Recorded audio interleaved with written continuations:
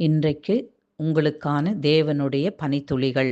கொலேசியர் 3ஆம் அதிகாரம் 1, 2 வசனங்கள் முடிய.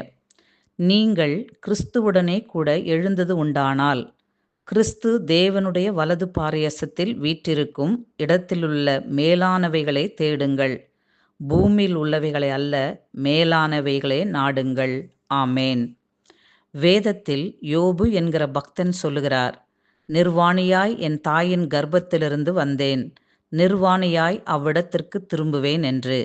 பிரியமானவர்களே, நாம் இந்த பூமியில் பிறக்கும்போது இப்பூமியில் நமக்கு வேண்டியவைகள் ஒன்றும் கொண்டு வரவில்லை. இப்பூமியை விட்டு நாம் போகும்போதும் இதிலிருந்து ஒன்றும் கொண்டு போவதும் இல்லை. ஆனால் தேவன் நாம் இந்த பூமியில் பிறப்பதற்கு முன்னே நம்முடைய ஜீவனுக்கு வேண்டிய காற்று, தண்ணீர், வெளிச்சம், உணவு, உடை போன்ற எல்லாவற்றையும் ஆயத்தப்படுத்திதான் நம்மை அழைத்துள்ளார்.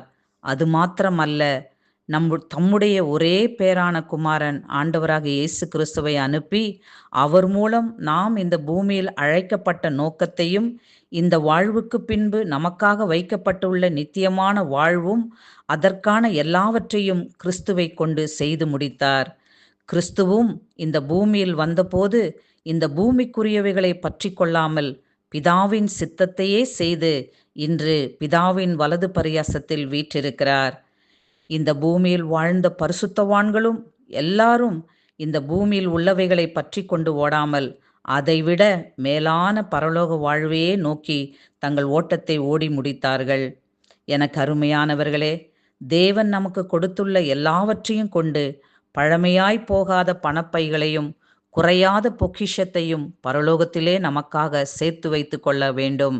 ஏனென்றால் நம்முடைய நோக்கமும் எண்ணங்களும் எதன்மேல் வைக்கப்படுமோ அங்குதான் நம் இருதயம் இருக்கும். பிரியமானவர்களே, இன்று ஒவ்வொருவருடைய இருதயமும் பூமியில் உள்ளவைகளை அல்ல, அதைவிட மேலான வாழ்வு தரும் ஜீவ வார்த்தையே தேடவும் நாடவும் தேவன் நமக்கு அனுகிரகம் செய்வாராக. ஆமேன். God bless you all.